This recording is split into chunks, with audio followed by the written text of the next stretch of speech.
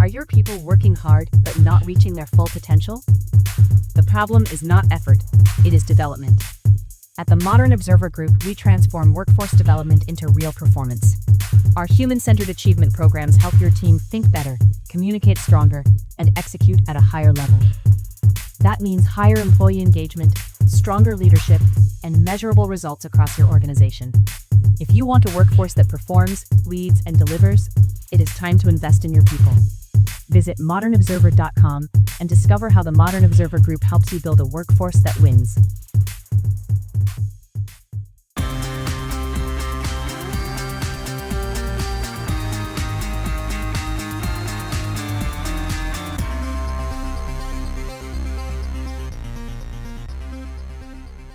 Russian attacks, Chinese missile launches, Google loses its European antitrust case, and more. Welcome to the Raw Naked Truth. I'm your host, Eric Lopkin, and here's the news you need to know. A punishing holiday weekend of heat and storms in the U.S. now gives way to flooding, with 34 million people in the Northeast under flood watches through late tonight. Philadelphia and New York City could see up to 4 inches of rain by Tuesday. Forecasters warn that storms parked over the same areas could dump more than 2 inches of rain per hour, threatening this morning's commute from Washington, D.C. to southern New England. Record heat is suspected in at least 25 deaths from the deep south to the east coast, including 22 in New Jersey alone. Storms also knocked out power in nearly 1 million homes and businesses at the weekend's peak, with Michigan hit hardest as crews race to restore service. Russian missiles and drones struck Kyiv early Monday, just before the NATO summit in Turkey. Ukrainian officials stated at least 14 people were killed and 117 others were injured. Rescue crews continued searching damaged residential buildings, and the Kyiv Regional Military Administration warned the death toll could rise. The attack damaged at least 15 multi-story apartment buildings, including in Kyiv's Podilsky district, where a 9-story building was largely destroyed from the 5th floor up. Officials announced that children were confirmed among the wounded. Russia's defense ministry claimed it targeted military and energy facilities in Kyiv and nearby areas, along with military airfields in other regions. Ukraine stated the assault included more than 400 drones and missiles. Ukrainian President Zelensky called for stronger NATO action and more air defense support. European officials said Ukraine's air defense needs would be part of the summit discussions. China test-fired a missile from a nuclear-powered submarine into the Pacific Ocean on Monday. State media claimed the missile carried a dummy warhead and was launched as part of regular military training. The test drew public concern from Australia, New Zealand, and Japan. Australia stated China gave advance notice, but criticized the timing of the launch and the lack of transparency. New Zealand's foreign minister said the test added to regional unease over military activity in the South Pacific, while Japan announced it received notice about possible debris risks and that the missile landed outside Japan's exclusive economic zone. China described the launch as routine and safe. It also said the test was not directed at any country.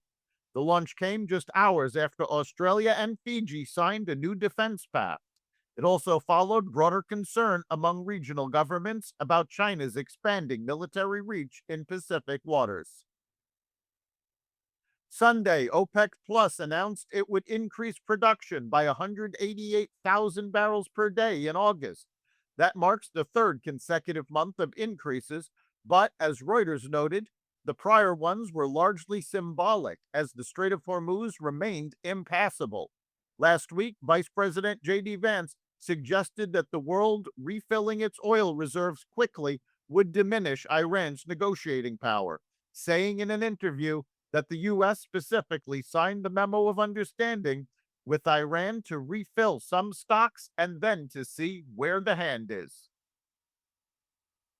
The Trump administration proposed a rule Thursday to stop hospitals from marking up discounted drugs for Medicare patients, projecting $1.1 billion in savings for consumers next year. The current 340B program lets hospitals serving low-income patients buy drugs at steep discounts, then bill insurers far more. One prostate cancer drug costs hospitals about $700 per dose, but brings in roughly $5,000. The program now spans more than 40% of U.S. hospitals. The average senior on Medicare Part B who receives one of these drugs would save about $800 a year in copayments. Trump's first administration attempted a similar cut, but the Supreme Court struck it down in 2022. The new rule would take effect in January. OpenAI is in early discussions to give the U.S. government a share of the company as part of an effort to soften increasing political pressure on the AI industry.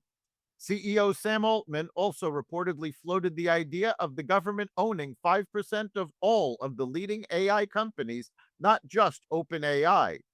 Per CNBC, it's not clear if companies like Anthropic and Google would be interested in Altman's proposal, and none of them responded to a request for comment. Europe's top court on Thursday upheld Google's fine of around 4.1 billion euros, approximately $4.67 billion, over alleged anti-competitive practices. In 2018, the European Commission slapped Google with the record-breaking penalty on the grounds that it abused Android's mobile dominance to give unfair advantage to its own apps via pre-installation deals with smartphone makers.